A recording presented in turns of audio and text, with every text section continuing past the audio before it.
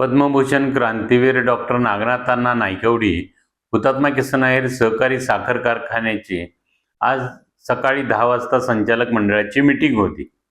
त्या मीटिंगला मी हजर राहिलो आणि तिथल्या कामकाजामध्ये भाग घेतला। हे करत असताना मध्येच त्या ठिकाणी उपस्थित असणारे आंदोलक आणि त्याशिवाय इतरही जी मंडळी होती ज्यांचा कारखान्याशी काही संबंध पण नव्हता, अशी पण काही लोक त्या ठिकाणी होते आणि मीटिंगमध्ये गोंधळ घालायचं काम त्यांनी केलं। अजेंड्याप्रमाणे 1 विषय, 2 विषय, 3 विषय याप्रमाणे आपण कामकाज करूया असं मी त्यांना सांगत होतो। मात्र त्यांनी फक्त गोंधळ घालायचं काम तिथं केलं आणि प्रश्न उत्तर घेऊया म्हटले।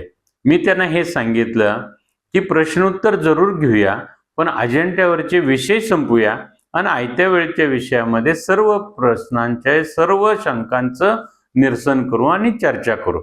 मात्र आजची मीटिंग ही जी आहे त्यामध्ये गोंधळ घालायचा काही मंडळींनी जाणीवपूर्वक प्रयत्न केला।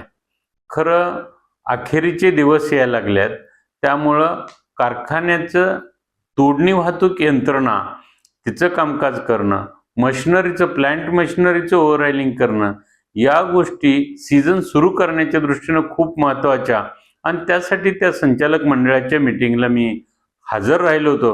मात्र त्या ठिकाणची ही परिस्थिती वेगळीच होती।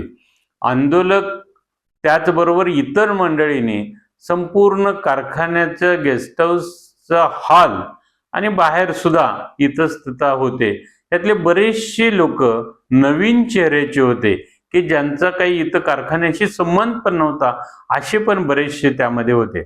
पण एकूण हे पद्मभूषण नागनाथांना नायकवडी आणि हुतात्मा किसन आहेर यांचं एक जिवंत स्मारक आहे आणि हे कामकाज चांगल्या पद्धतीनं कारखाना चालला पाहिजे या दृष्टिकोनातून मी काही सूचना करायचा पण प्रयत्न केला, पण त्या सुद्धा सूचना ह्या जाणीवपूर्वक ऐकल्या नाहीत।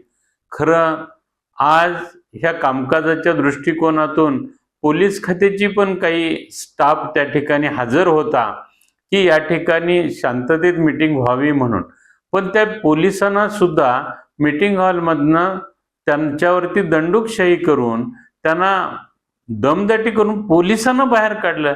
ही गोष्ट 100% चुकीची आहे।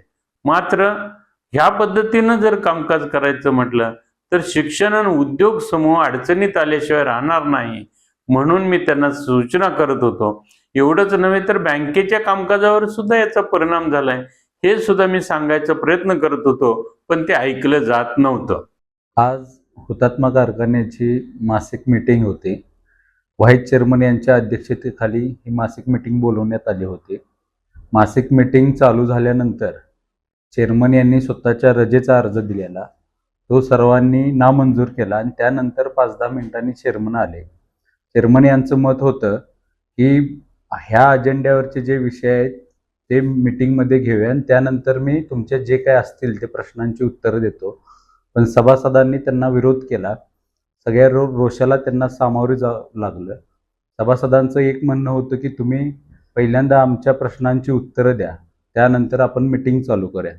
त्यानंतर त्यांनी जो 18/4/2026 रोजी झालेल्या मासिक मीटिंगमध्ये इल्लीगल जो ठराव घेतलेला, तो जेव्हा आम्ही वाचून दाखवला तेव्हा कळालं त्यांना की ही सिच्युएशन आपल्या आता हाताबाहेर चाललेली आहे आणि त्यातून त्यांनी त्या सिच्युएशनमधून पळ काढला।